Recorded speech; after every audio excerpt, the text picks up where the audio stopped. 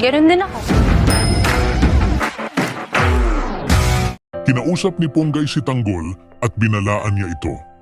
Pinaalam niya kay Tanggol na hindi niya huhulihin ito, ngunit sa susunod nilang pagkikita ay magkalaban na sila. Para kay Ponggay, palalampasin lamang niya ang araw na iyon, ngunit sa susunod ay hindi na niya ito palalagpasin.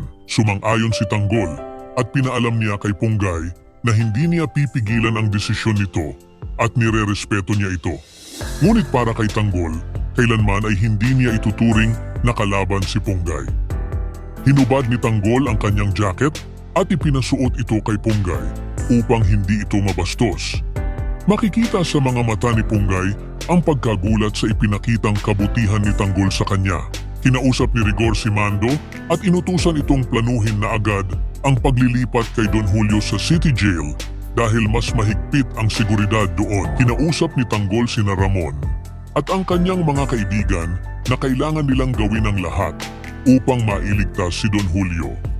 Habang paalis na sina Don Julio upang ilipat siya sa City Jail, isang truck ang humarang sa gitna ng daan.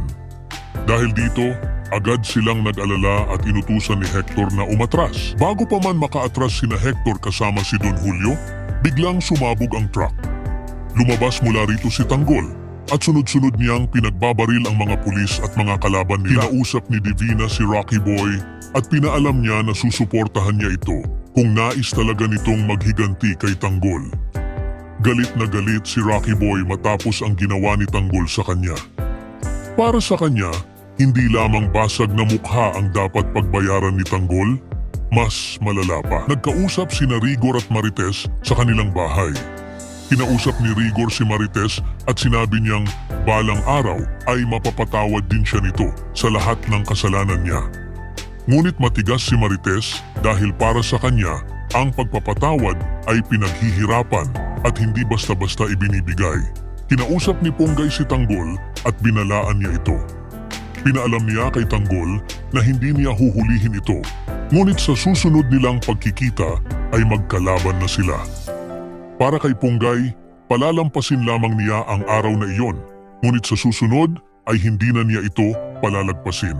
Sumang-ayon si Tanggol at pinaalam niya kay Ponggay na hindi niya pipigilan ang desisyon nito at nirerespeto niya ito. Ngunit para kay Tanggol, kailanman ay hindi niya ituturing na kalaban si Ponggay. Hinubad ni Tanggol ang kanyang jacket at ipinasuot ito kay Ponggay upang hindi ito mabastos. Makikita sa mga mata ni Ponggay ang pagkagulat sa ipinakitang kabutihan ni Tanggol sa kanya.